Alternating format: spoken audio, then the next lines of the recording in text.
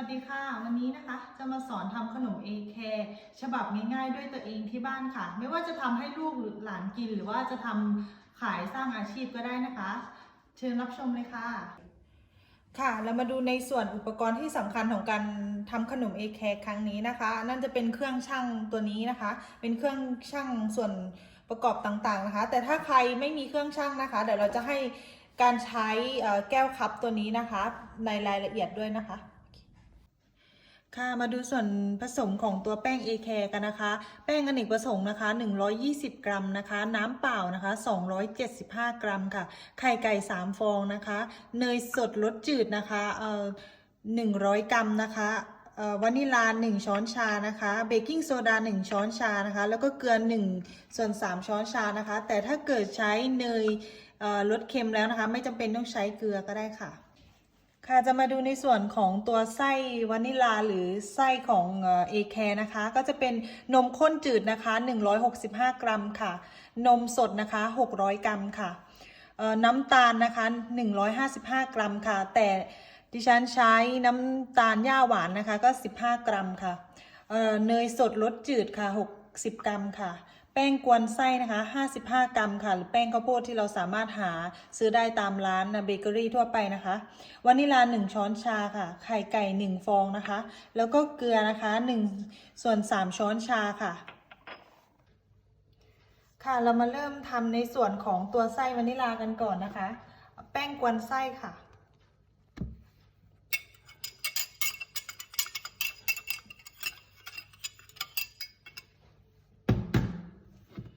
น้ำตาลค่ะน้ำตาลนะคะสามารถปรับความหวานได้ตามชอบเลยนะคะผงวานิลาค่ะเกลือค่ะส่วนคนส่วนผสมให้เข้ากันก่อนนะคะให้น้ำตาลกับแป้งเข้ากันก่อนนะคะ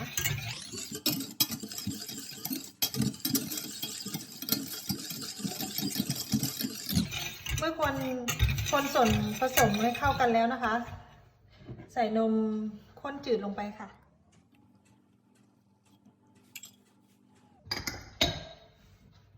ก็นมสดนะคะ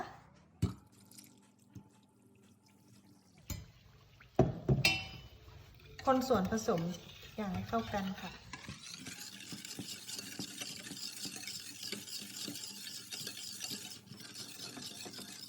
ไข่ไก่ค่ะ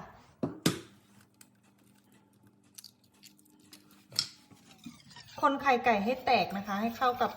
เนื้อนมเลยค่ะนำส่วนผสมทั้งหมดนะคะนำขึ้นมาตั้งไฟนะคะแล้วก็คนไปเรื่อยๆเลยค่ะ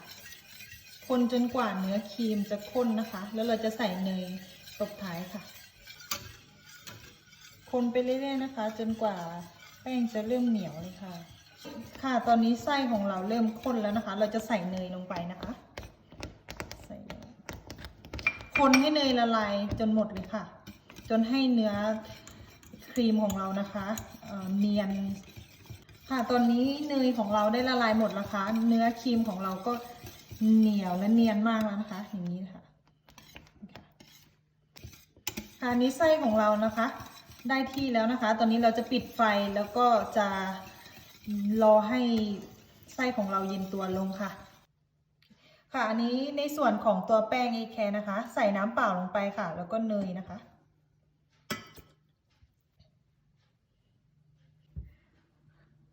ตอนนี้เนยของเราได้ละลายหมดแล้วนะคะเราจะใส่แป้งอเนกประสงค์ลงไปนะคะ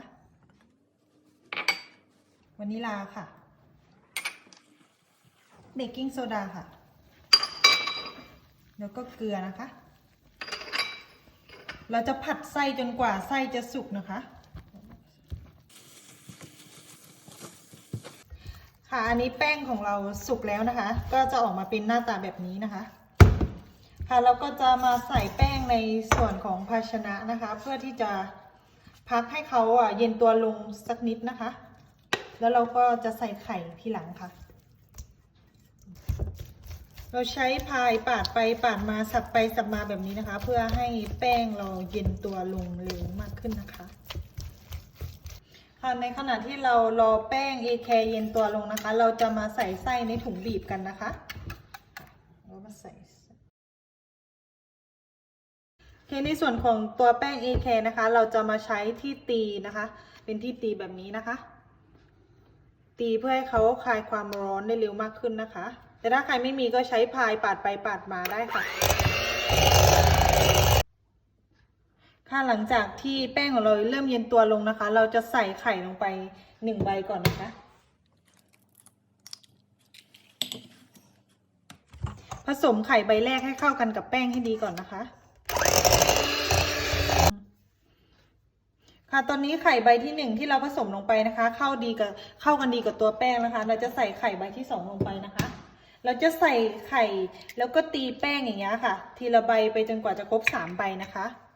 นี่เป็นไข่ใบที่3นะคะไข่ใบสุดท้ายของเรานะคะทำเหมือนเดิมเลยค่ะหลังจากที่เราตีไข่ครบ3 ใบแล้วนะคะก็แป้งก็จะออกมาเป็นลักษณะนี้นะคะเราจะมาใส่ถุงบีบกันนะคะหัวบีบตัวแป้งนะคะก็จะเป็นลักษณะนี้นะคะตัวแป้งนะคะที่เราตีได้แล้วนะคะเราจะมาใส่ในถุงบีบนะคะในขณะที่เราเอาแป้งใส่ในถุงบีบนะคะเราสามารถวอร์มเตาอบไว้รอได้เลยนะคะในอุณหภูมิ200 องศานะคะ30 นาทีนะคะไฟบนล่างเลยค่ะตอนนี้นะคะเตาอบของเราก็วอร์ม30 นาทีเป็นที่เรียบร้อยนะคะเราก็จะมาเตรียมถาดนะคะแล้วก็กระดาษไขนะคะรองนะคะแล้วก็จะบีบตัวขนมเอแคร์กันค่ะลูกเล็กลูกใหญ่ตามชอบเลยนะคะ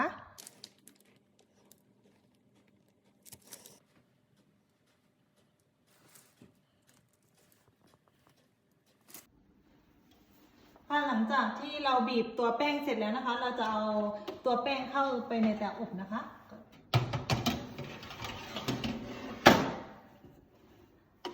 เราจะมาเซตไฟนะคะเป็นไฟบนล่างนะคะแล้วก็จะลดไฟมาที่ระดับ190นะคะเซตไปที่22 นาทีนะคะหลังจาก22 นาทีผ่านไปแล้วนะคะเราจะมาดูสีขนมของเรานะคะว่าใช้ได้หรือยังนะคะสีสันขนมของเราออกมาสวยงามแล้วนะคะเดี๋ยวเราจะพักให้เขาเย็นตัวสักครู่นะคะแล้วเราจะมาใส่ไส้กันนะคะหลังจากแป้งเอแคร์นะคะของเราเย็นตัวลงแล้วนะคะเราก็จะมาเจาะรูนะคะเพื่อที่จะใส่ไส้นะคะเราก็จะมีมีดเล็กๆปลายแหลมๆนะคะเราก็จะเจาะรูเพื่อที่จะให้มีช่องทางในการใส่ไส้เอแคร์ลงไปนะคะแบบนี้นะคะเจาะด้านล่างแบบนี้นะคะ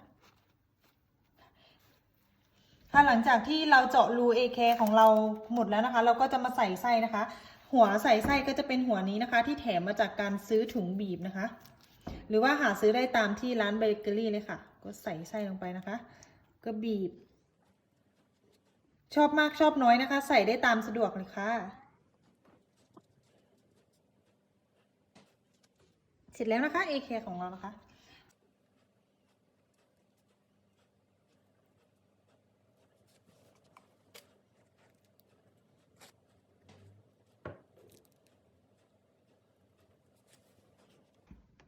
ตอนนี้เราใส่ไส้วานิลาของเราเสร็จแล้วนะคะ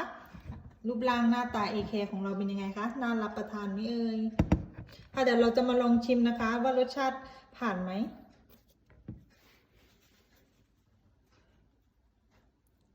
ใส่ไส้เยอะใส่ไส้น้อยได้ตามใจชอบเลยนะคะวานิลาไส้เยิ้มๆค่ะลองชิมรสชาติกันดูค่ะอร่อยมากเลยค่ะ